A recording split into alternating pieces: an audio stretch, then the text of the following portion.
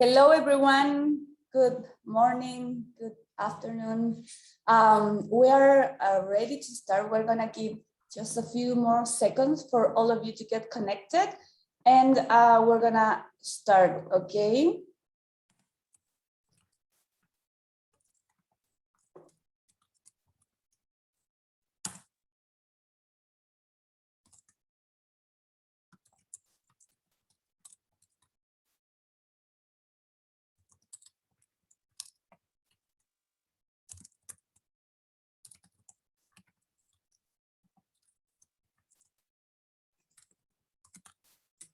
Okay, we are all set to start. So hello everyone again. Let me introduce myself. I'm Priyanka Srinivas and I lead the innovation area at ProChile, the institution that promotes the supply of Chilean goods and services in the world. And as the innovation team, we support Chilean tech solutions, expand and reach new international markets. And that's the reason why we're all here today, to launch our newest services platform, ProChile Global X, which aims at helping Chilean startups and scale-ups reach the opportunities and advantages the European market has to offer for them to establish operations, sales, and expand their network in the region. So thank you so much for joining us today. And as you may know, we'll also host a panel today in which we'll share experiences and insights regarding the power of global collaboration and how working together will help us all boost innovations and toward sustainable development between Europe and Chile. So to kick off today's session, I'd like to welcome our Chief Executive, Mr. Jorge O'Ryan, who's in Munich right now, live from the Chilean consulate in that city. So Jorge, very welcome and thank you for participating with us today. Thanks, Francesca. Hi, guys. Muy buenos días a todos en Chile. And good afternoon to our friends in Europe. And I would say, Grüß Gott aus Freistadt Bayern und ganz besonders aus Deutschland. As you mentioned, Francesca, from the General Consulate of Chile and the ProChile representation in Munich live, we'd like to welcome to all the audience that is connected today from so many different countries. Today, at 8:30 a.m.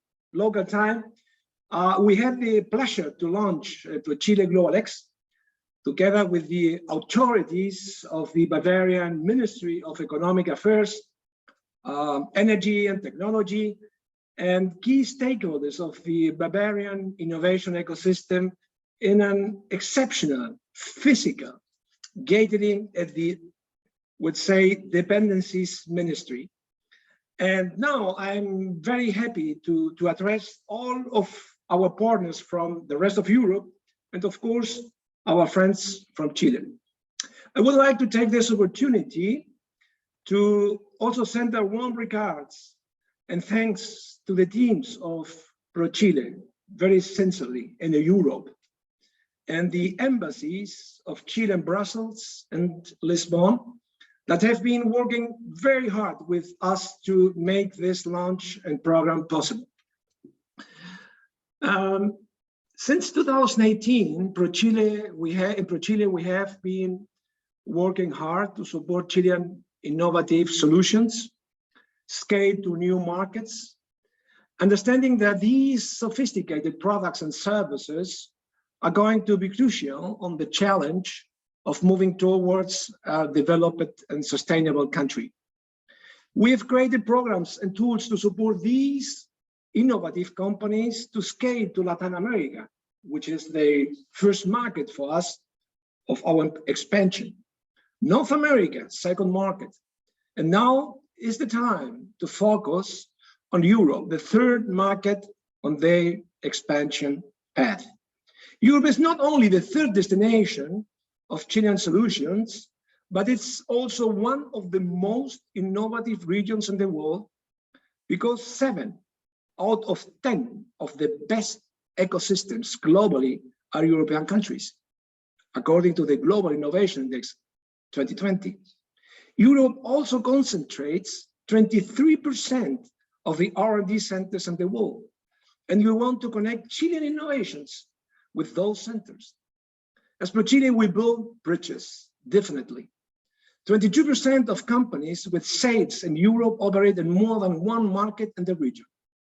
In Europe, 95.5 billion euros is being invested for innovation and digital transformation through Horizon Europe, and concentrate more at 2,000 of the venture capital funds.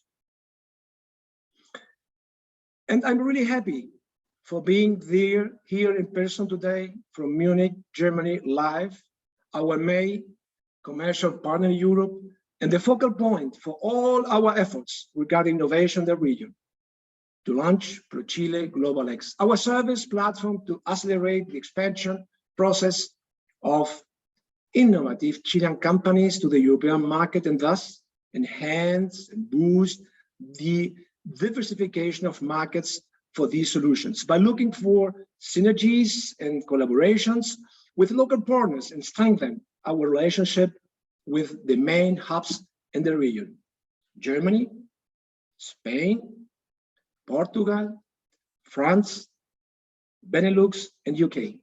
That way, we'll be able to increase the number of highly sophisticated solutions, scaling and installing in the old continent. Chile is a young society under transformation, but with a deeply rooted democratic tradition and solid institution.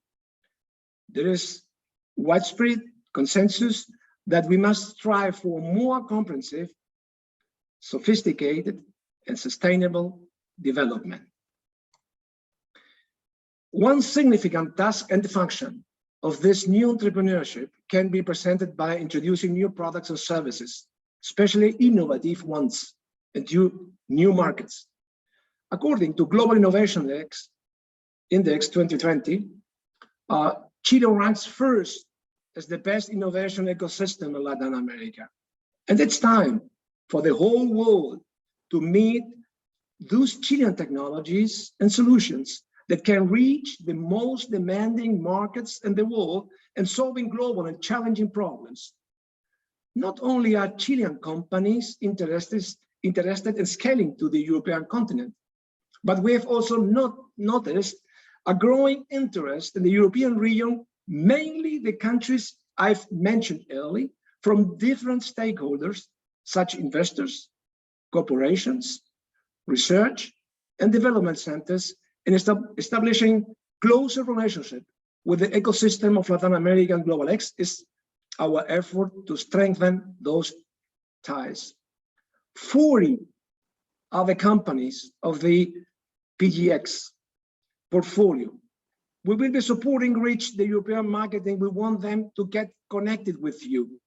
This portfolio is made up of solutions from many different industries, such as logistics and transportation, customer service, asset management, health tech and biotech, agtech, HR and productivity, retail, edtech, social impact, energy, smart city, and fintech, showing that the current Chilean boom of innovative companies has the ability to provide solutions to the most complex and sophisticated industries, developing technologies from artificial intelligence, blockchain, to robotics, virtual reality, and Internet of Things. Also, 100% of the portfolio is already internationalized, from which 63% is already located and having sales in Europe. For ProChile, we truly believe that collaboration and technology are fundamental to position our country as innovation and platform hub in the Pacific Alliance and Latin America, from where solutions will be born and will address future global challenges, since they are the engine of economic growth, promoting job creation, high-end products, and even more, since the current global pandemic situation has shown that startups and scale-up are the ones that will be able to contribute to the development of nations. Global X aims to become a bridge between Chilean innovation and the European ecosystem, and that's the invitation for all of you today to connect, collaborate, and grow together through Global X. We want to support local corporates, investors, accelerators, and governments find new partners and investment opportunities from Chile, and one of the most thriving ecosystem in Latin America. Let's take together the chance that innovation offers as the main resource of sustainable development for the global economy. Last and not least, I would like very special thanks Sofia El Sante, our representative from ProChile in Munich, for his tremendous job and her efforts to concretize this important goal for us, and also our office in Berlin and our innovation team and department in Santiago. Good luck, guys, everybody, and this new challenge for ProChile and our innovators. ProChile will definitely continue to build solid bridges with the world and support our companies, entrepreneurs, and SMEs to be successful and take lower risk in their business. Thanks, guys, and all the best for you. Thank you so much, Jorge, for your great words. Now, indeed, as you said, the invitation is to connect, collaborate, and grow together. So for that, I would like to welcome Sofia El Sante, our trade and innovation representative at ProChile in Munich, who will tell us more about ProChile Global X, its 39 companies portfolio, and the invitation that we also have for all of you today. Sophie, welcome.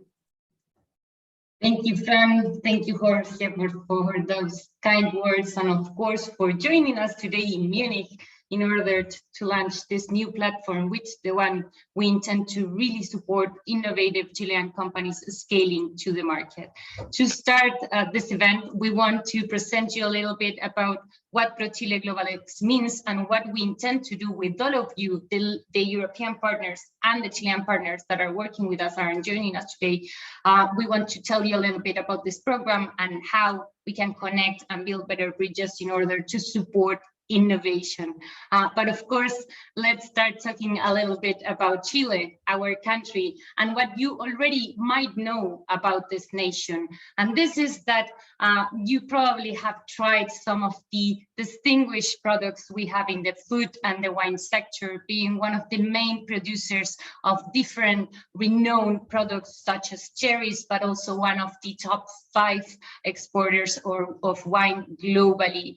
You might also know that we are a country that has a lot of minerals, and we are one of the main providers of minerals like copper and lithium, but not just it. We are also an important source of renewable energies, being the first in Latin America and the second in the world in terms of renewable energy investment, and the first one in terms of solar power generation.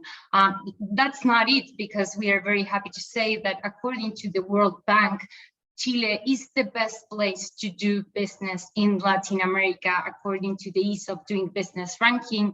We also have facilities for global trade with agreements with 88% of the GDP in order to support exports and both ways trade. We have a world-class astronomy. ALMA is not just the biggest observatory in the world, but it's also a great example of the cooperation we want to invite you to do, as this is only possible because of the cooperation of Chile with the European Southern Observatory. And last but not least, if you haven't visited Chile yet, we invite you to check our beautiful landscapes and World Heritage sites such as Rapa Nui, Valparaiso, and the many places that you should visit to also learn about our resilient culture that it's looking forward to welcoming you to Chile. But honestly, Chile is not just it. In Chile, we've been working hard in order to boost the innovation ecosystem, as we understand that if we want to move towards sustainable development, then we need to diversify our economic matrix and increase the number of high added value solutions and products that Chile is providing to the world. And that's why for many, many years, the Chilean state and the different actors in the ecosystem are working together in order to boost the creation of new innovative solutions that Chile can provide to the world. And after more than 10 years working on building this ecosystem, we are very happy to say that we are in a stage where we have success cases that make us proud. Only this year, we can say that we have 2 Chilean companies that made the category of unicorns. On one side, we have Corner Shop, the grocery delivery startup that was acquired by Uber, getting a $3 billion valuation US dollars. And we also have the case of Notco, a company that has attracted investors like Jeff Bezos and also the founders of Shake Shack in order to build plant-based food that tastes like animal-based food towards a sustainable production of food in the future. But that's not it. We are very happy to say that our companies are attracting international investors such as Safan, who recently invested in Betterfly. Not only it's good about the investment in this company, but I think it's also important to mention that Betterfly, with that funds, they acquire 6 startups in Latin America in order to speed up their expansion process. This means that from Chile, we are also supporting the Latin American ecosystem and boosting innovation altogether. Last but not least, and because this is new news for us, just released this week, we have another success case, which is the company Book, an HR platform that this week announced a capital raise of $50 million, becoming the largest Series A raised in Latin America in the entire history. And we are very happy about this, but we are more happy to say that that's not it. This is just some examples of all the companies that have made great progress in the last years. We can say that only in 2021, more than 20 companies, Chilean companies, have raised capital from international investors, getting more than 1.9 billion in funding. And most important of all, 1 out of 3 of these investments were with at least 1 European investor. And this is why we're here today, because Europe is the 3rd market, and we want European stakeholders, the European ecosystem, investors, governments, accelerators, incubators, to consider Chile as a new source of innovation. We are proud to say that Chile has been leading the entrepreneurship and innovation ecosystem in Latin America for many years now, according to the Global Innovation Index and the Global Entrepreneurship Index. And it's not just about the rankings, it's also about the entrepreneurial spirit that we can see in Chile, because with the company in a day process, which is a process to speed up the incorporation of companies, in the last 5 years, more than 900,000 companies were created. So we have an entrepreneurial spirit that we want to share with the rest of the world. And of course, this is only possible because in Chile, we have top institutions and infrastructures that are supporting the global growth of the innovation ecosystem and entrepreneurs themselves. We have more than 130 public and private institutions working together in order to support these entrepreneurs. Many of those are joining us today, so thank you to the whole ecosystem that is supporting us in this endeavor of making Chile a source of innovation. And last but not least, I think it's important to highlight that the Chilean population also helps, being a very early adopter population with an 82.3 internet penetration, and where mobile connections are 132%. That means that in Chile, we have more mobile phones than people. And this is good because we would like to, of course, invite you to test your solutions in Chile and then scale it to the rest of the region. region. And of course, we know that there is an important factor when it comes to innovation, and that's talent. Because of that, we are very proud to say that we also have great talent and education, being the most talent competitive country in the region according to the global competitive education competitive ranking. 2 out of the top 5 universities in Latin America are Chilean universities, and we have more than 243,000 annual graduates that are looking forward to connect with startups and innovative companies that want to help them grow as professionals. Everything that we just mentioned is what is making Chile a Latin American hub. We are proud to say that the World Economic Forum has set Chile as the most competitive nation in Latin America since 1998.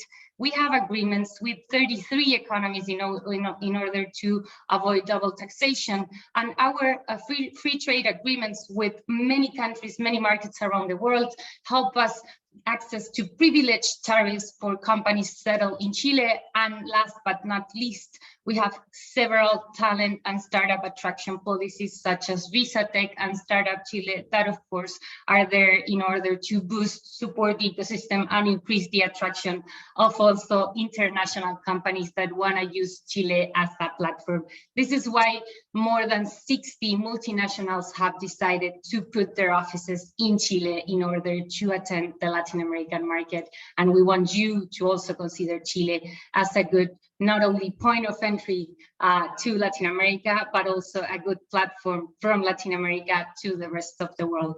And our role as ProChile, and as our director already mentioned it's to build bridges to connect this Chilean Latin American innovation hub with the rest of the world. Since 2018, we've been working hard in order to create different programs, tools, improve the performance of ProChile, go through a digital transformation strategy to support these entrepreneurs, to build better bridges, to create programs that can settle bridges and structures that can support the expansion of global companies. Because if we want to boost the Chilean economy towards sustainable development through innovation, we need to understand that these companies must be global.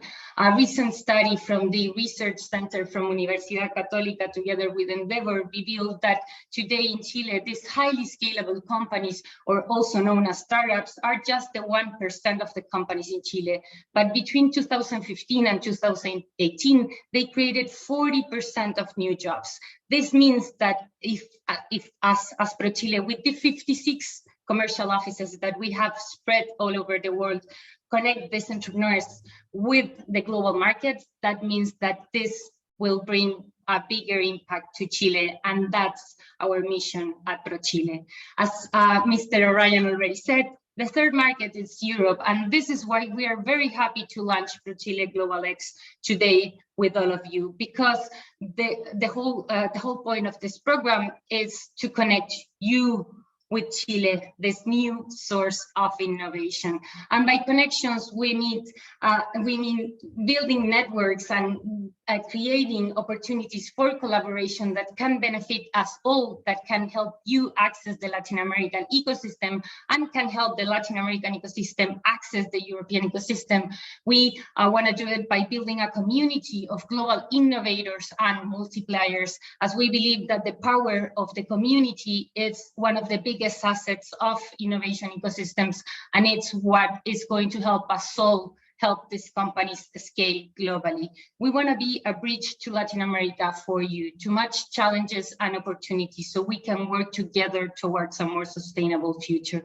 We want to provide scouting and connections for you so you can have better access to innovative solutions that are born in Chile and Latin America. We want to provide you information that is crucial for you to make better decisions and to understand what's going on in Chile and the Latin American ecosystem. And last but not least, we want to be that partner that can help you put your opportunities in the radar in Latin America. We know that sometimes it's hard to get the visibility that you need in order for entrepreneurs in Chile or Latin America to learn about the opportunities that you have. So we want to be that bridge, that articulator that can support you on getting those opportunities to the right companies in Chile. And how are we going to do this? First, by our amazing portfolio that we have now with us. This almost 40 companies that will be working with us today are looking forward to connect with all of you, with all the European stakeholders that want to build bridges with Latin America. We invite you to check our brochure or portfolio in our website and to get to learn more about these companies. We will, of course, be happy to connect you with all of them after this event. Through the chat, you are going to start getting the link so you can check the portfolio after this event. But just to give you a quick glance of what we are talking about, we are talking about almost 40 companies that are having 1.3 million average sales in the last 12 months. We are talking about 50 companies that 55% of them have sales in Europe. 90% of them are B2B in terms of their business model, and 33 of them are incorporated in different markets across Europe. 46% of them have raised capital, 40% are looking for funding. So if you are an investor looking for international startups in order to invest here, just reach out to us and we will provide information of those companies that are looking for funding, also for the 33% that are looking for a Series A. And just to give you an idea, the average capital raise of these companies, it's $1.1 million US. This is average. Of course, we have companies that have raised much more capital and others that are looking now for early stage funding. Most of the companies, as you can see, are scaling. And in terms of the industries, we are happy to say that the portfolio of Chile is quite diverse, very connected with the roots of our economy. So we have a lot of B2B solutions for large corporations, for retail, wholesale, consumers, products and customer experience, but also many innovative new solutions in terms of health and biotech, clean tech, logistics, ag tech, and food tech, and of course also smart cities and education and learning.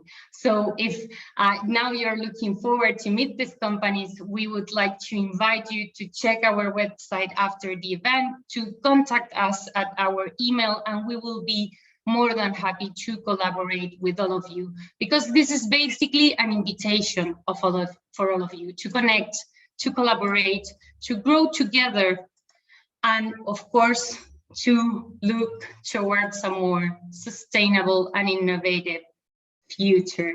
So that's it. And because the idea, it's not for me to stay here talking with you, giving a presentation to you, is that we want to give you the opportunity to learn firsthand about the different initiatives that we could endeavor together in order to boost ecosystems globally. To do this, we have invited great speakers, not only from Chile, not only some of our companies, but also some of the partners we've been working with here in Europe. So you can learn firsthand what is that can happen when we collaborate at a global scale, not only to support the companies to enter new markets, but also to find new solutions to global problems, to connect, to work, to look for win-wins, to add value, and most of all, to do things together towards a more innovative and sustainable future. And in order to start this enlightening discussion, I will invite back Francesca to introduce us to these amazing panelists that will be joining us today. Thank you, Sophia. Yeah, we have a very diverse and interesting panel today. And most of all, I think you haven't had the chance to see what is happening on the chat. And it's really amazing because just like a brief comment, we wanted to do this in person, right, in Munich, but because of the pandemic situation, we couldn't have the chance. But all the networking that is already happening in the chat, it's also part of what we want to happen, right, during this event. So the invitation is to the rest of you that are connected today. Share your information, your contact information, what you do, what you're looking for in the chat. So you can take like really advantage of all the people that it's connected today from all around the world. So thank you for doing that, and it's great this is happening even though we're virtually, right? So okay, as Sofia said, we want to talk about experiences and share with you some insights regarding how this collaboration will help us all boost innovators, right? And for that, today we have 4 amazing guests. So to start, I want to welcome Priyanka Srinivas. She's the founder of the Librin Co., a Chilean food tech startup that applies AI, machine learning, and technology to blend nature, science, and R&D plant-based foods of the future. She's been named one of the 100 women in leaders of Chile for 2020, and her company, the Librin Co., is the only Latin startup on Cleantech's Global 50 to Watch list and first food tech company for Latin America to be certified B Corp, among other achievements. They are currently operating in Chile, Peru, USA, and soon to be in Mexico and UK. So there's a lot of good opportunities also in UK, as you can see in the chat. Also welcome Ricardo Roman, another entrepreneur today that is joining us. Ricardo is the Chief Sales Officer at Fractal, and after 5 years at the Santiago office overseeing the growth of the company in Chile and Latin America, he's now in charge of the Europe branch at Madrid. Ricardo is computer science engineer with a specialization in industrial maintenance, automation, sales, and marketing.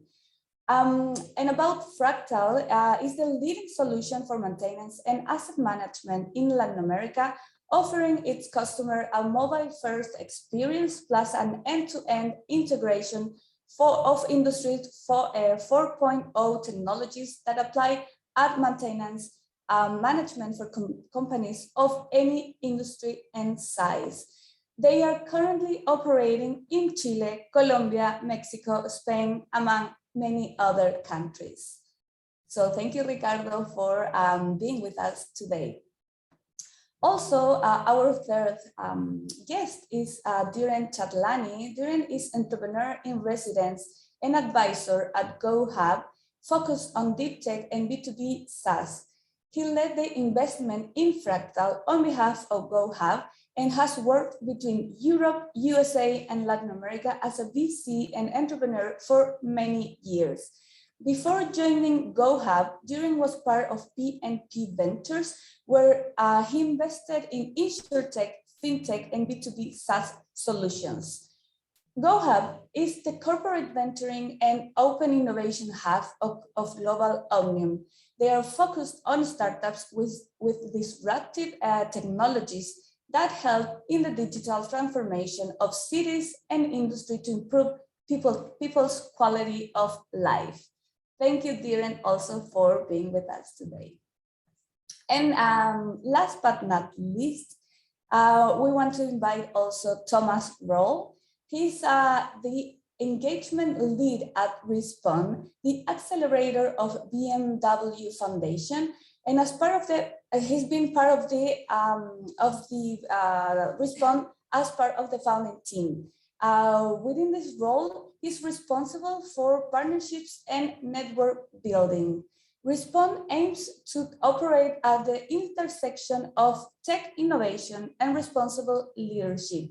Its mission is to promote solutions for a systemic change towards a more sustainable and just economic system in line with the 2030 agenda of the United Nations, supporting a carefully selected group of impact-driven entrepreneurs to scale their businesses globally. So thank you again, all of you, for being with us today. And to join also the discussion, I invite again Sophia, who will make the first questions that we have for all of you today. So. Thank you, Fran. And first of all, I'm very happy that we didn't have to encourage the audience in order to connect through the chat. I'm very happy that this is happening right now. So I will encourage you to ask questions as you're already active, because at the end of the panel, we will have a Q&A discussion. So we invite you all to start putting your questions in the chat. And at the end of the panel, we will go through them. So to start, I'm very looking forward to this interesting discussion. I want to invite first Priyanka, founder of the Live Green Co., in order to tell us briefly about the Live Green Co. and how you have scaled internationally. What are the main learnings that you have had in this huge challenge and that you have gathered along this path? And last but not least, why now are you focusing on Europe? Super. Thank you, Sophie. Thank you, Fran. And thank you, everyone, this morning, afternoon, or evening, wherever you are. My name is Priyanka. I am the founder of Live Green. And what is Live Green Co. is? Live Green Co. is a food technology company. We are using ancestral wisdom, biotechnology, and machine learning to make food healthy and sustainable, where it's not only removing the animal from the equation, but also the synthetic additives, and really tap into all this 450,000 plants that nature has to offer. And that's what we do as a company. How we started is I am an immigrant entrepreneur who's come 18,000 kilometers to Chile, and everyone is like, why Chile, right? So I came 18,000 kilometers to Chile because before starting up, I was working with Target, which is the second biggest retailer in the US. And when I was bootstrapping my own company, I knew that I wanted to do it in a small market as a pilot market and scale and grow from there, because you can test, learn, iterate really quickly. Because in big markets, you will end up spending a lot, and by the time you learn, a startup may die. And that's the reason why I was very strategic about the country I chose. And why Chile was also because about how Chile behaves. And I think through this presentation, we've heard Fran, Jorge, and even Sophia talk about the support the Chilean government or the Chilean programs give was immense. And I was able to do that research sitting in India. And that's one reason why it really helped us to come here. The second is the free trade agreements that they have, that I knew that it's not only about doing well in a particular geography, but having the ability to grow out of that geography was immense. As an immigrant entrepreneur, visas and government regulations and soft landing is so critical, because you don't, by the time you learn, shouldn't be time to get out of the country. And that is something that Chile has been extremely proactive with. And that's one reason for our success. And finally, Chile, when it comes to cost of living, the way the market operates, it operates as good as any of the Northern American markets. I would talk about Northern America and not Europe because of my prior experience in that market, very, very specifically. And I think all this has led to why we are in Chile and how we are growing from Chile. And now, why is it Europe is that now as from Chile, we know that we have natural extensions that is possible into the LATAM market. But as an entrepreneur with this global vision, I see that Europe is the market when it comes to alternative protein, alternative dairy, or even the consumer consciousness is so higher. Like if I have to talk about India or LATAM, like these are markets that are still getting educated. But the European customer is a very conscious customer, very, very educated. And when we have the solution, we may seem future forward in certain developing markets, but we are already at market trend in a market like Europe. And Germany is like the world's biggest alternative protein or vegan markets, and followed by Spain and the likes. And that's the reason why it is our current focus. And thanks to ProChile and also accelerators like Respond and ProVeg, we are able to enter the European market with a lot more confidence. Thank you, Pri, for that great overview of why you're in Chile and also why you're focusing in Europe. We are seeing what you just said in terms of consumer trends and maybe technologies that are from Latin America, but might have better opportunities in Europe. So to talk more about that, I'm also going to invite Ricardo from Fractal to tell us about their experience, because in the last things you mentioned, I think it's quite similar why they are now based also in Spain and operating for the European market from there. So Ricardo, please briefly tell us about Fractal, how you have been scaling international, and what are your plans for Europe right now? How can we help, and how can all the attendees today help? Well, for us, well, thank you all for inviting me, and it's an honor and a pleasure to be here. For us, well, Chile had a unique opportunity, okay, especially in the eyes of the Spanish investors, because many companies that are headquartered here in Madrid or Barcelona or Valencia have branches and operate in Chile, and many of them were or are our customers back at Chile, and it was for them was very easy to understand the growth path of, well, you're already selling to a branch. Let's make the contact so you can sell to the corporates. Okay, for us that was the first strategic part. So it made sense to come to Europe because, like I said, many of these companies, you know, service companies, mining companies, facility management companies, already operate in Chile, and they see the opportunity very, very clear for us to come here. Also, the composition of the market. There are, of course, you know a lot about or you hear a lot about the corporates, but most of the GDP of this continent is built up from a small and medium-sized business. Okay, very, very technical. Many of them are still family-owned, and many of them still lacking a bit in innovation and digitalization, and that's for us is the let's say our primary market. Okay, try to work with these companies and help them achieve excellency at the maintenance process. So for us, it was very obvious that leveraging the experience we have in Latin America was coming here to Spain. You talk a bit about internationalization. Well, at some levels, it was through direct customers. They were looking for a solution like ours, and we could, being a SaaS company, we could serve them across the seas with no problems, or cross frontier with no problems. In other cases, we have partners in other countries. For example, in Brazil and Mexico, we have partners first, and then they became Fractal offices.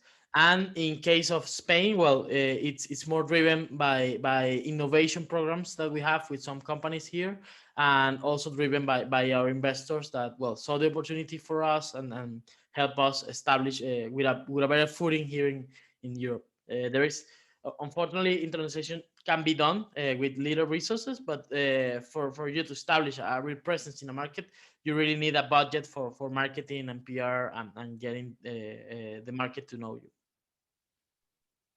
Thank you, Ricardo. And as we've heard, Ricardo and Priyanka tell us about their entrepreneurial side, let's call it that way, and how you are scaling from Chile to Europe. Now let's invite Europe to tell us what they think about the Latin American and the Chilean ecosystem. And to do that, first, I would like to invite Thomas to briefly tell us about Respond and why, Thomas, it's interesting for you to connect and build bridges with Latin America and, of course, with Chile. Yeah, thank you, Sophia. Thanks, Francesca. It's so nice, and thanks for inviting me to this panel, and also both times today, physical meeting, first time since COVID in the morning here in Europe, and now for us in the afternoon at this session. Really, thank you for that. Yeah, as Francesca mentioned in the beginning, we have a focus really to promote solutions for systemic change. But one of our main activities is the Respond Accelerator program. So we operate this one together with Unternehmertum. That's the biggest entrepreneurship center in Europe, with a lot of entrepreneurship knowledge they collected throughout the year, based in Munich. And during that program, it's a 5-month program where coaches and mentors work with carefully selected group of impact-driven entrepreneurs to scale their business globally. So it's really a global program. So, but I want to start talking about the core at Respond. So that means responsible leadership. So to give you an overview what responsible leadership means really, I will start with a short background on the foundation, what the BMW Foundation is doing. So it's already also the core of the foundation to inspire responsible leadership. It means that we inspire and connect a diverse and cross-sectoral set of leaders, that they work jointly towards a more just and sustainable future. That means really on a high meta level, what we're going into more detail in a second. In that foundation and network, we have around 2,000 leaders globally. And out of that, we have already 130 leaders in the Latin American region, most of them in Mexico and Brazil so far, but the network is still growing and growing. And we now have access also to Chile through you guys. But for us, responsible leader is someone who, beyond his or her professional and personal duties, cares about what happens else on societal, cultural, and community changing challenges.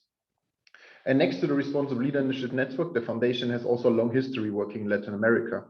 And through early activities like venture philanthropy, giving early stage money, the foundation helped to grow several organizations in Latin America like Sistema B movement, Cities Can Be, the League of Entrepreneurs, and many more movements going out from Latin America. But one example I want to flag here is the example of Sistema B. Sistema B was born in 2011, and what the aim was to boost the movement of B certification, B Corporation in Latin America. And through that early activity of the BMW Foundation, we gave some money in the early phase in 2013 and developed the process to bring Sistema B to a global movement level and to really connect to the global movement of B corporations. So the main goal of this partnership was really to support and promote the development of the B Corp movement, providing a space for exchanging know-how and ideas on how to work for the common good and use the power of people in business. So really human focused, and to create on that level then solutions on a global level. So on that example, I want to showcase that we really care about system solutions and really global solution. But back to the Respond Acceleration for a second. What means really responsible leadership in the Respond Acceleration program? So we have developed that during the 5-month program, a really journey for all our startups. We have several sessions for entrepreneurs during that 5 months in the 4 sprint phases on how to build a company culture, how to overcome failures, how to build community thinking, how to have dialogue walks and talk about problems and solutions, because the startups we work with are in a scale-up phase, like the focus of the ProChile also. And so they get the first investments and get ready for the next step and have to grow a team and stuff. So we really care about the human aspect of the scaling initiative also. Also on that level of startups and entrepreneurship, we see a high potential innovations in terms of sustainability growth in Chile, like we saw in the presentation before. So, and Europe and Germany alone cannot solve the global challenges like climate change or recently the COVID crisis. We really need global solutions and work jointly together. That's why Latin American markets, and in particular Chile, is really interesting for us at Respond. Thank you so much, Thomas. And I think that with that intro, you had many people excited about the next application. So guys, it's good to tell you that, yes, there's going to be a new application process for Respond soon, and you might be able to get the chance as Priyanka and the lead Brinko had in the previous one. I want to now invite Diren in order to tell us more about GoHub. And Diren, also please tell us about what is that got you interested in Latin America, in Chile, and where can we get maybe other companies to have the same good luck as Fractal to partner with you in order to expand to Europe. So Diren, please. Thank you, Sophia, and thanks everyone. So GoHub is a corporate VC of Global Omnium. We're one of the largest water utilities in the world, with presence in Europe, Middle East, and even Latin America or the United States. So I think that has forced us to explore not only what is in Europe within water technology, deep tech in general, or industrial technology, but to focus in the world. And we understand that there's innovation being done in different regions. So why not try to explore here, right? At GoHub, we invest in 2 ways. One is through our accelerator program. We understand that there's always entrepreneurs starting projects. We try to invest up to 250,000 euros in these early stage projects. And we're actually launching a program soon. And we also invest through our VC firm on the venture capital side, between €500,000 up to 3 million euros. and everything related to technology and also things where we as a group can also leverage and help. Why are we interested in Latin America? I think for me, it's not a surprise. I've been looking at the market for over 10 years. I even had a chance in my past job as a VC to invest in Chile. So I think the question is why we are not, or why it has taken so long, right? For even Asian VCs or other investors from further away, right? To start for us to accelerate. When we look at Latin America, it's 500 million people speaking Spanish, and Spain is the perfect bridge for Europe. So why not explore on that, no? And also I think that similar culture helps accelerate things when it comes to business, understanding each other, you know, values, certain traditions also. And then I think as Thomas was mentioning, no, we're looking to fix global challenges, and a large part of the world population, at least 1/7%, lives in Latin America, right? So why not try to help expand here? So that's a little bit about GoHub and why we're looking definitely into Latin America.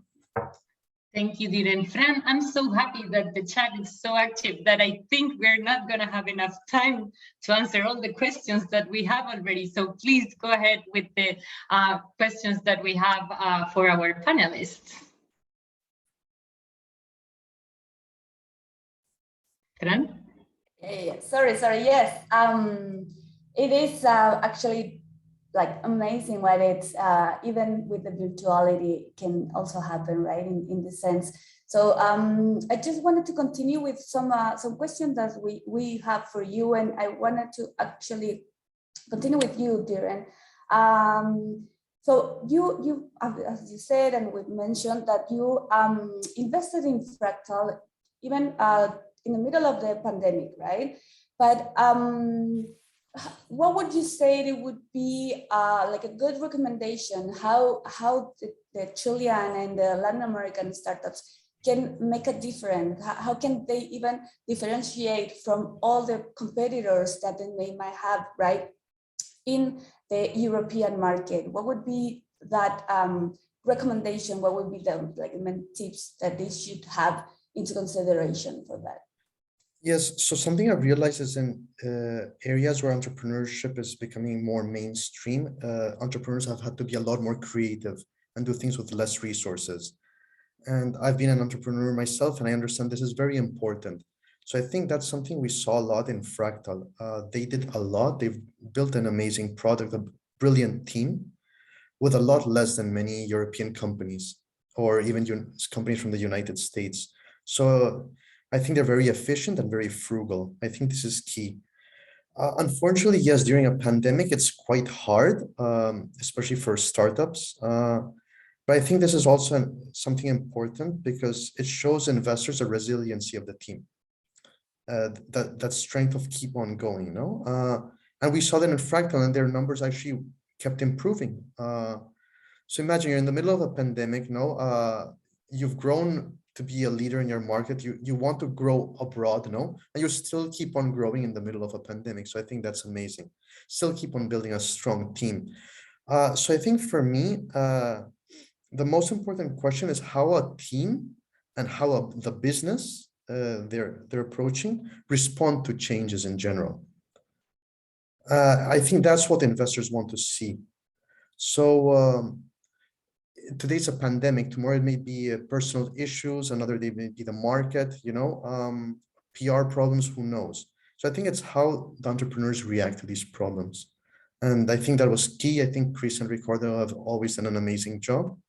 And they keep on doing it. Now they've launched in Spain. Launching a new country is it's not easy, right? We want to make it easier for them, from ProChile, also as investors and so on, but it's hard. And Ricardo was in Barcelona, I think this week. He's in Madrid now. I think he's going to see more of Spain than I've seen ever, because you have to keep on building network, selling. Thank you, Diren. Great advice. Actually, doing a lot with less, it's something that we really know about it, right? So, Ricardo, now we would love to hear your point of view, you are like on the other side of the table, right? So since you're like, as we've already talked about it, a LATAM-based company, can you tell us what have been your experience by raising capital in Europe? What were the main learnings that you might be able to share with us with that? And also, what would be your recommendation also for companies that are looking to raise capital in the region? We've seen some comments also in the chat. So I think it would be great if you can share some recommendation with us today. Yeah, well, in our experience, the key factor for all of this to be shown, you know, like you can work 24 hours a day, 7 days a week, but if you don't have the numbers to back it up, it means almost next to nothing. You know, I think that the biggest learning through all this process, you know, well, it was kind of lengthy for us. We started talking with the VC, especially with SEAGE, especially. December 2019, okay, and they were ready to fly to Chile, I think in November, but that was canceled. It was impossible to do, and after that the pandemic hit, and it was impossible to meet. Okay, so in all this month they kind of cooled down a bit at the beginning of the pandemic, but after that they just started demanding metrics and numbers, you know, and the SaaS business is very data oriented.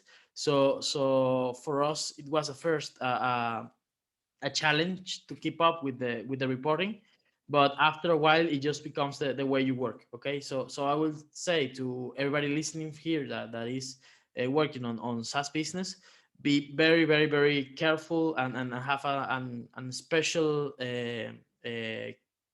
let's say be very, very detailed at numbers. Okay, be it retention rates, growth rates, markets, verticals that you're growing in, and that will be the first learning for us.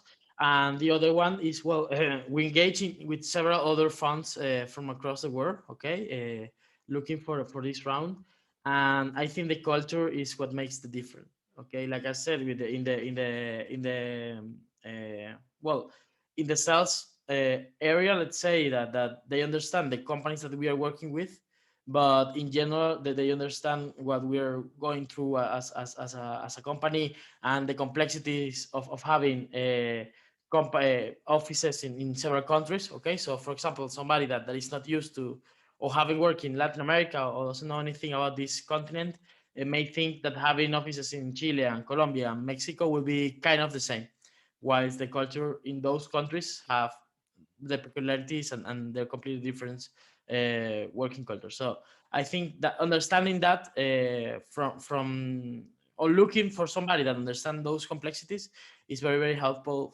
So you can move ahead.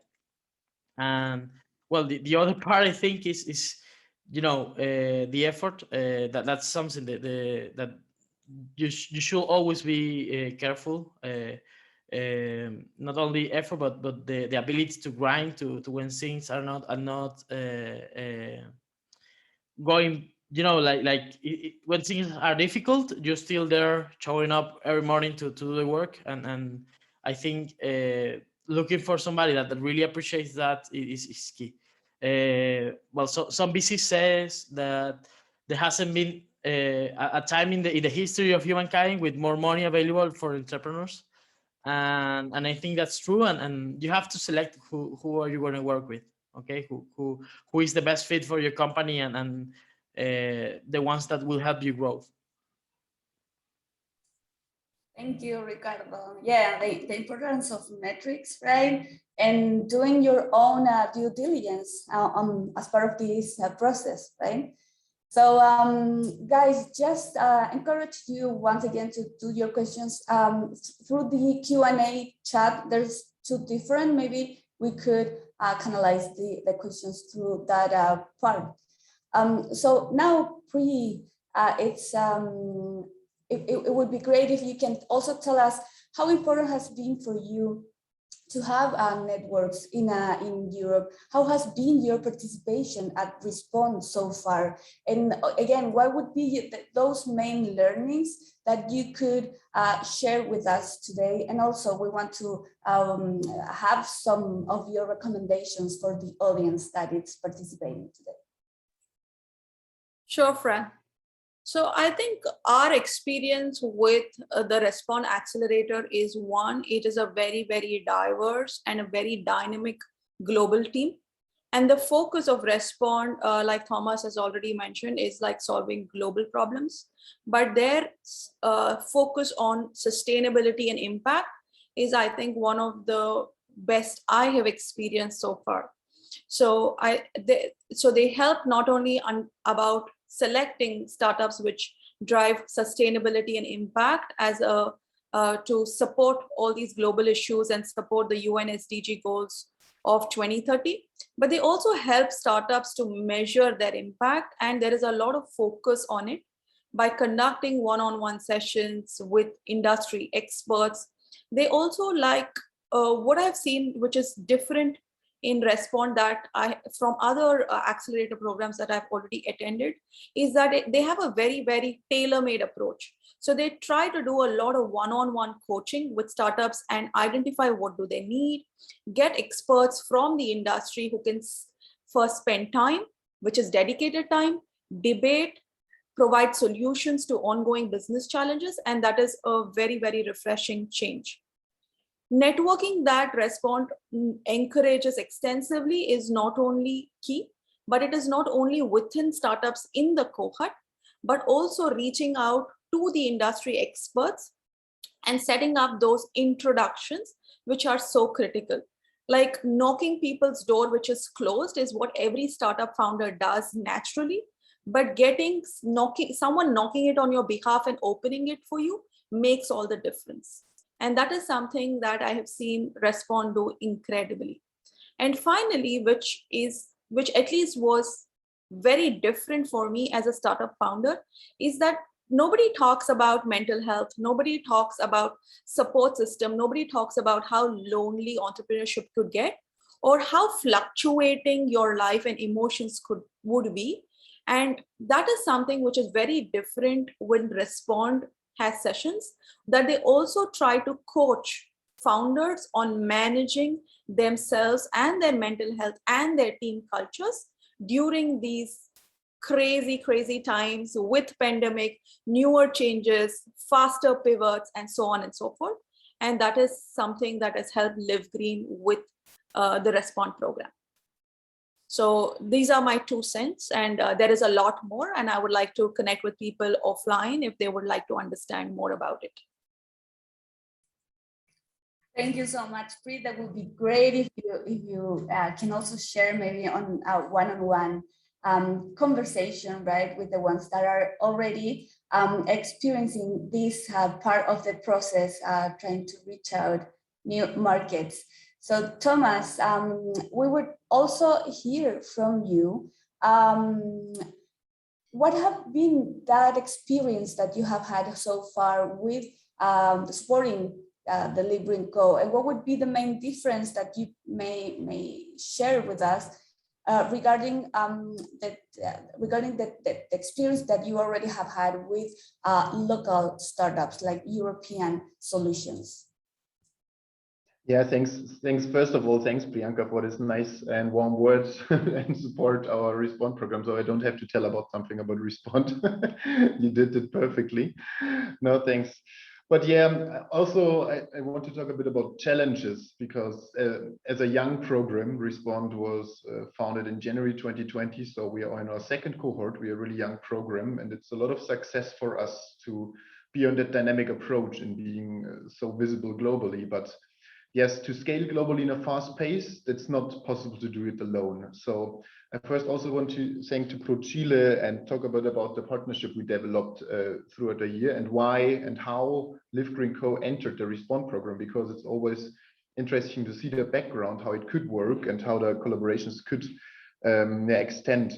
So yeah, like I mentioned before, to tackle global challenges and going out of the Munich bubble, it's not easy. So we need international partners like ProChile. And So on the first hand, ProChile helped us on a pipeline process for last year's cohort that said, okay, Liftgreen.co, I will look at them, and told Liftgreen.co look at Respond, and we find a match, and now Liftgreen.co is part of our 10 startups in the program. So that's an interesting match. But on the other hand, we have a long-term partnership in the eyes and develop with ProChile that we really want to enable and understand the local ecosystems of startups, of innovations, of sustainability in Chile. And so it's really important to understand the needs and the challenges what startups have in the regions. So, but of course, going back to acceleration and the experience with Liftgreen.co, so it's not everything easy to work on a global level, you know, also when you are experienced like in a pandemic right now, to set up 1 hour full of coaching sessions and group sessions to find suitable slots with different time zones is always challenging. But we want to overcome really those logistical struggles, but we see those potentials in the startups and have a global expertise and a diverse set of entrepreneurs together, that we have a bonding and see the potential to tackle those global challenges together with all the startups around the globe. And yes, a USP in the program, what I told before, and also what Priyanka pointed out, is really responsive leadership and the community building. So we invite the startups or the founders of the startups to a 4-day event in middle and the beginning and middle of the Respond program, that they participate and really bond to each other with all the startups, with the team, with other investors, with corporates we invite, so that really a community building stands out of the program. That's really also a USP, that really the human aspect is really important. And also I talked about the Responsive Leaders Network afterwards. So also founders like Priyanka and our other founders in the program, they get an invitation to be part of the Responsive Leaders Network afterwards. So it's a really strong connection. We don't have only that 5 months program, scaling the business to another level, bringing some responsible leadership input. And so it's really, we want to bond the startups or the founders as personalities to the foundation and to Respond. But in general, Liftgreen.co has a lot of potential which to really innovate the sustainable food market. In Europe, there is really a lack of really cool solutions. When I, for example, I go in a supermarket in Germany here, we don't have really German innovations there in the supermarkets. We have always international solutions there. And we see that also in that ecosystem, we need international solutions to develop and bring it also to Europe. Thank you, Thomas. And I would like to highlight something that you just mentioned before going to the next question. That is that basically we are here to connect, right? You had an application process, you were looking for global companies. On the other side, we knew that Priyanka was looking to expand to Europe and looking for this type of opportunities. And what we just did was to connect the match, right? That's why we're here. That's what we want to do with all of you. And that's an example of the many opportunities for collaboration that we might have. We are here to support investors, corporates, governments from Europe that want to connect to the Latin American ecosystem, to the Chilean ecosystem, and of course, that want to have more access to information about amazing companies like the Liftgreen.co or Fractal. But I would like Diren and Thomas to ask you one more question, and it's more maybe of a recommendation, because we have the case of Pri, we have the case of Ricardo and Fractal and the Liftgreen.co and how they have been scaling. But I'm pretty sure that here in the audience, there are many more companies that want to take also that step. What is that these companies need to do in order to be maybe more prepared for the European market and to attract more attention from local stakeholders, so we can have more cases like the Liftgreen.co or Fractal here in Europe? What would be your recommendation? Maybe we can start with Thomas or Diren, the one that wants to start first. Please go ahead. Yeah, I can do that, Sophia, thanks. Yeah, first of all, I think it's really of a level of understanding. You know, that's what I mentioned, why we do partnerships on an international level, understand the regional and global needs to bring innovation to the next level. Therefore, it is really important to understand those needs to improve innovation. In particular, when we talk about sustainable or green startups that develop and implement products or services that contribute to a goal of the green economy, there is a major concern in environmental policy and also big interest in Europe.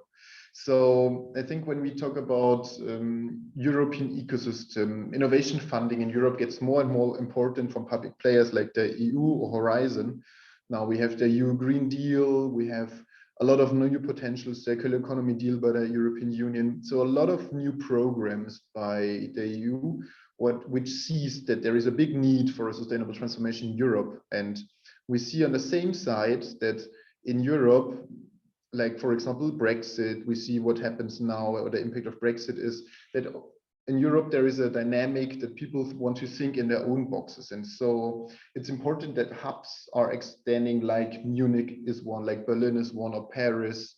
So we have hubs developed in Europe. We have a different mindset of innovations, who's thinking outside of the box of Europe, that they don't see, okay, only innovations in Germany happening are important. So think really out of the box and think internationally and globally. So I think going to Europe, to different hubs, is now a good momentum for it, because there is a mindset shift also in the European ecosystem on a policy level, but also on a business level. So there are a lot of potentials now for for international startups not based in Europe to get also access of funding from European programs or Horizon, because you have to only operate somehow in Europe to get access to those funding options.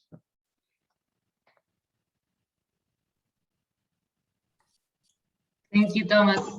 Diren, what would be your main thoughts on this matter? What would you recommend, or what maybe some Chilean and Latin American companies are missing to get to the next level?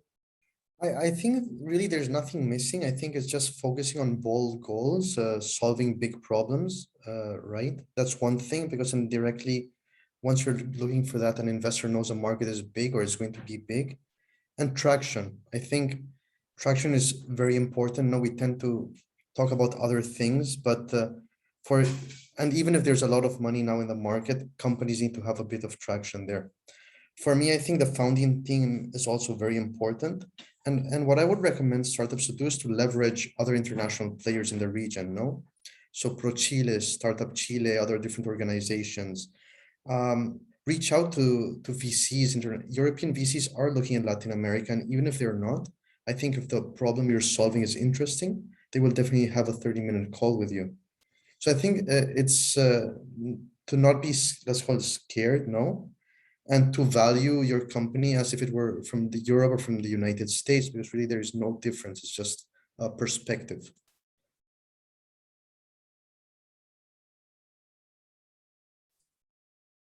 Thank you, Diren. We want to encourage the audience to start making questions. You're very networking oriented today, guys, but let's talk with the great panelists that are joining us today, and let's have like a conversation. Question.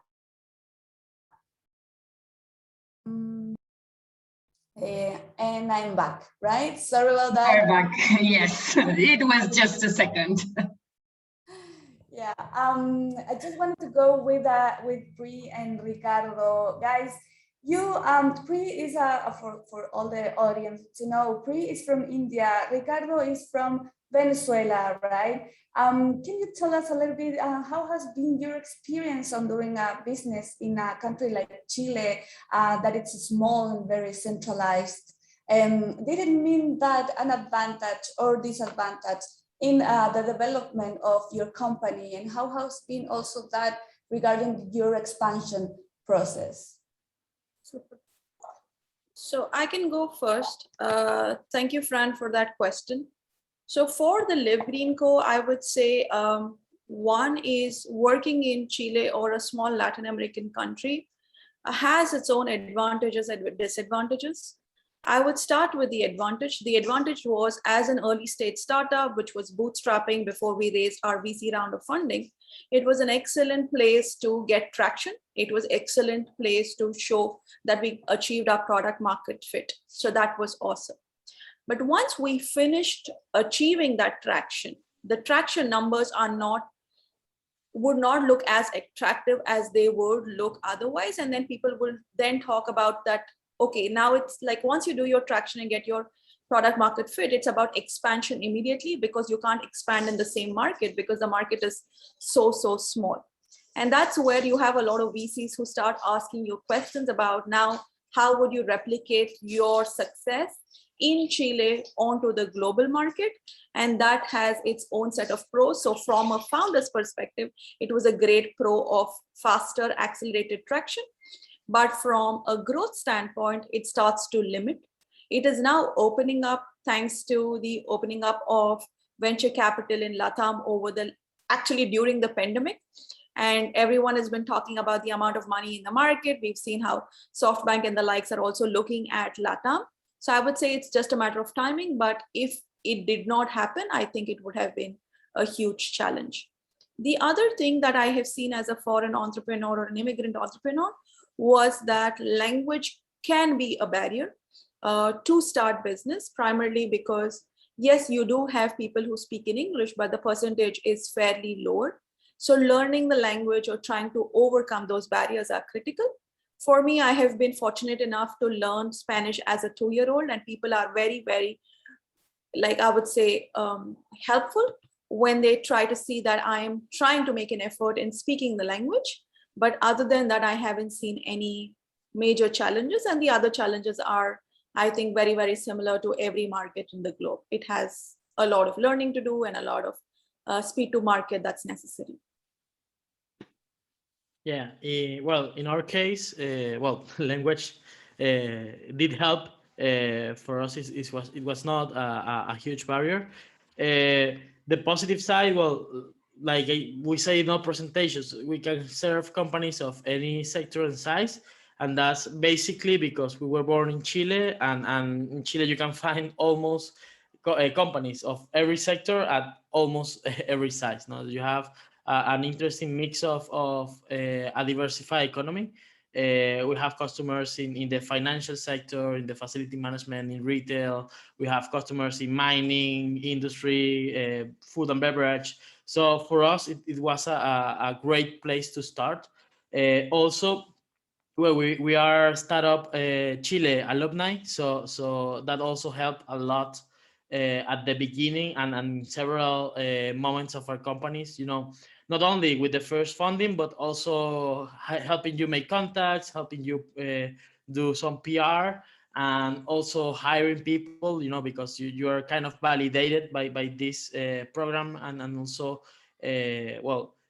I think in the Latin American context, Chile is way ahead in terms of institutional support of startups. Okay, you not only have Startup Chile, you have Corfo, you have ProChile, and they are very active in the ecosystem. And they are, well, today we are in one of these events. It helps you a lot. Sometimes we are just too focused on, you know, I'm a sales guy, I'm ABC, always be closing, you know, but the journey that you transit while working on a startup, it's about learning, it's about growing as a person, as an entrepreneur, and being better every day. And I think Chile offers you that opportunity because it offers you fresh challenges. It offers you opportunities to go abroad, to know some different people from different backgrounds. And well, I think for us, if we started anywhere else in Latin America, it will be a very different journey. You know, like the classical Latin American entrepreneur. You know, develop something, sell it to the biggest company in the country, be rich, and then go to the beach to relax. You know, for us, it was growing at a fast-paced market, very competitive, but also with very clear rules. And actually, I've been doing business in all of Latin America, and Chile is by far the easiest market to make business at. You know, just receive the purchase order, and that's like a seal document, and it's good for working. In other markets, you have to wait for POs, for I don't know, letters from the team that says that you're okay. It's very complex, and you have to compile of these dossiers of documents. So I would say Chile is great for doing business. It's very straightforward.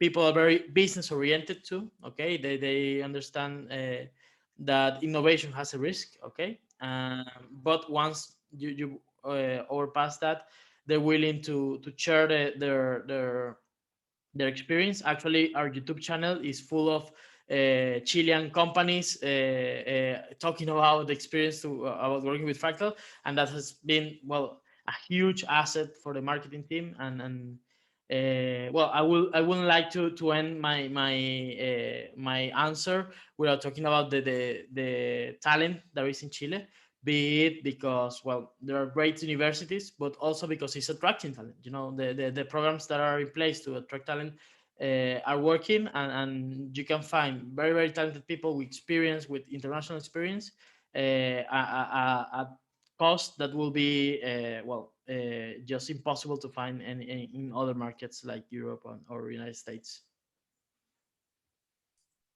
Thank you so much, Ricardo. So as you said, and Pri mentioned also, testing market, government support, diversity of industries, fast competitive market, straightforward, business-oriented, a lot of talent. So what are you guys waiting for? Come here, investors, we are also waiting for you. There's a lot of good opportunities, as you can see, in Chile. Sophie, we finally have a question from the audience. Yes, Fran, we do. But first of all, I have to say that the words of Priyanka and Ricardo are an energy boost for all of us that work in order to build a better ecosystem in Chile. So thank you for that, guys. It really gives us a purpose to keep moving forward with these initiatives and supporting the ecosystem as a whole. And we do have a question, and I think it's going to be very interesting to ask this for our 4 panelists in order to have their different perspectives, because the question is, what are the main challenges for companies scaling to Europe? So in the case of Priyanka and Ricardo, I would like to know what has been your experience or your main challenge scaling to Europe. But I'm really looking forward to hear from Dylan and Thomas, what are the main challenges that they have seen companies in their portfolios are facing when scaling to Europe. So maybe we can start with Priyanka. Thank you, Sophia. So I would say the challenges of scaling to Europe is like, first, I would definitely say it's a lot more easier than otherwise. Without a response support, scaling would have been challenging because we were like, enter there and don't know where to go. But at least now we know where to go and what to do. And I think that comes with a lot of ease of connections and network in that market, in spite of most of it being virtual.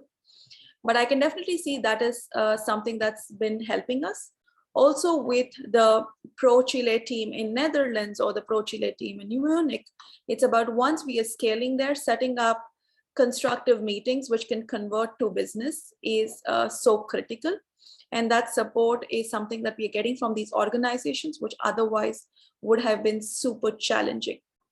And finally, once we enter Europe into, say, a specific country like Germany, or if when we are entering, say, UK, in spite of the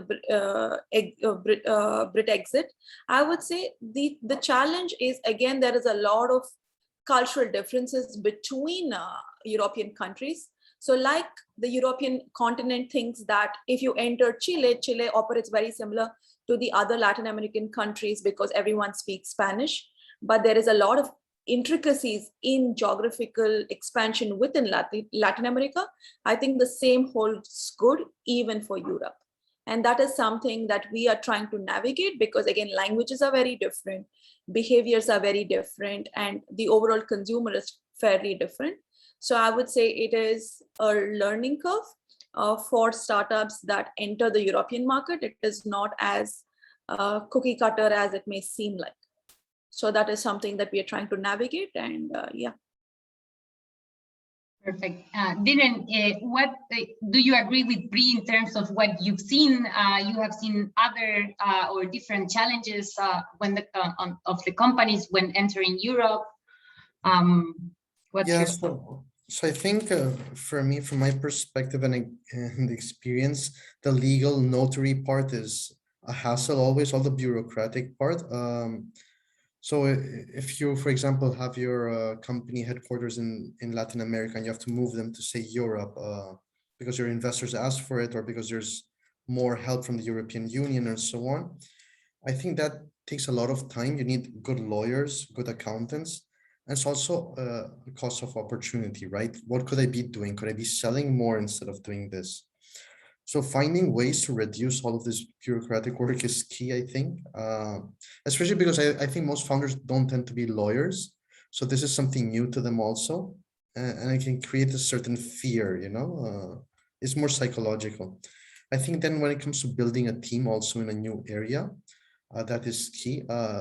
It's good to know a certain area. I think in the case of Fractal, they had been, well, with the pandemic and so on, I guess they couldn't travel as much, but if not coming several times to the country, meeting different stakeholders, possible customers, no, and doing a bit of scouting. And then HR. Although I mentioned before, I think there is some cultural similitudes between Spain and Latin America. Each country is very particular. And it's not only about culture and how people behave at work, their routines, their times, and so on. It's also how like perks, what if perks are there in Spain versus Chile, or what type of benefits there are in general. So I think those are also things that are important, because acquiring a skillful team here in Spain, for example, if you're from Chile, can make a huge difference, between failing and succeeding. Thank you, Biren. And I think that's why we are here, right? In order to make those things a little bit easier for entrepreneurs scaling to different markets, to build trust also, because trust is really important in relations, and to be this connector between the different stakeholders that if they connect, they could have a very good benefit for all, but sometimes that connection is what it's missing. Thomas, in your case, in Respond, maybe there's something to add in terms of the main challenges that you've seen they are facing when entering Europe. Yeah, challenges is a good one, but I want to add more to the opportunities to enter the European market, I think, because it's more interesting for the audience here. And I see a big potential in going onto the international level of conferences and networking. Really, networking is really key to enter the European market, or also work with bridge makers or bridge builders with ProChile, go to the organizations located in your region who have the access to those European players. But for example, Web Summit, a big conference now physical again in Portugal in 3 weeks, a lot of players globally are there, and to find the right connections and the door openers for you, I think going on that international level, also in terms of network, it's a really helpful tool to enter those markets and scale in Europe. But also, yeah, I go with Diren, you talk about all the legal stuff in Europe. That's a big struggle. Yes, indeed. When you apply for European funding options, that's a lot of things in the long term thing. And also our startups in the program, they have a challenge. They don't like really the sessions on legal or term sheet and stuff, because it's really a dry stuff. But you need to overcome this, because Germany in particular is a really bureaucratic state. And somehow that's maybe a challenge, yeah, but it's also opportunity. It's a challenge and opportunity somehow in the same time. Thank you, Thomas, and it's great to talk also about the opportunities. And Ricardo, just to wrap up this question, and I think we are running out of time, Fran. Time flies. Anything to add in terms of challenges, but also maybe opportunities? I know legal stuff was a hassle for you guys also. We will work to support you in that matter. But if you have anything to add, please be my guest. Well, I will focus primarily on the product size. Well, there are some particularities. Be it the language, you have to have the tool in. For us, of course, having it in Spanish was very helpful. But once you get here, you understand you need to have two Spanish. You have to have Spanish Latin America and Spanish Spain, like in Netflix subtitles. And that's like just a feature, but there are many others that you have to adapt to the customs, and that's a challenge when you're scaling, because you need to keep moving the product forward, but also you need to cover these like more horizontal areas that you have to comply. And also, since we work with data, we have to dedicate one person of the team just to make sure that we comply with the GDPR, you know, and protect the data. And the analysis is not only on the product, but also on the web page and the emails and all that. We have to work really, really hard to comply with those rules too. So yeah, there are legal challenges for the company, but also there are some challenges for the adaptation of the product and the well, for us it was the way we do business, and that ripple through the entire organization.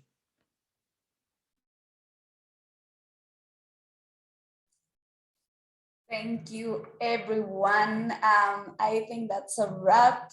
We are just on time. Diren, Ricardo, Pri, Thomas, thank you so much for joining us. Hope we could give like a big virtual applause like this, however you want. It was very, very valuable for us to have you here today. Your like amazing insights, your experience, and how you encourage all our different companies that I've seen most of them chatting today, most of the 39 companies that are part of our portfolio. So thank you for that. And for the audience, we hope we could inspire you today and motivate you to collaborate and in the future support more of the global growth of innovation towards what we've already talked for a more sustainable future, and hopefully to start building a more strong and a stronger relationship between Europe and Chile. So thank you again. It's been a pleasure to share the last couple of hours with you. Sophie, maybe you have also some closing words. Yes, thank you, Fran, and thank you, Diren, Ricardo, Thomas, and Priyanka for joining us today. I think if we can select one takeaway, is that if we collaborate and we will build trust networks, then I'm pretty sure that we will be able to scale global innovation and make a better future or live a better world than the one we received. In that sense, thank you everyone for joining us today. We are looking forward to connect with you. Please reach out. And as I was saying in the chat, I'm glad to announce that Chile will be present at Web Summit. So if you are going, let's meet there, let's connect. We will wait for you on our meeting point. Some of the companies of our portfolio will be joining us today, that day at Web Summit in November. So I hope to see you there. And for the rest that are not joining us on that event, looking forward to your email so we can analyze how we can collaborate in order to support these companies and support your ecosystem wherever you are. So that's a wrap. Thank you, panelists. Thank you, Fran. Thank you to our teams in Germany, in Spain, in Portugal, in UK, France, Belgium, and the Netherlands for making this happen. Thank you to the team in Santiago, in the different regions of Chile, and of course to our director, Mr. Jorge Ryan, that traveled all the way here in order to be with us today in Munich. Thank you. That's a wrap. I shared a short link for you to see how Chile is creating future. So please go and watch out that video. So hopefully we can meet again soon. Thank you, guys. Bye-bye. Bye. Thank Thank you. you.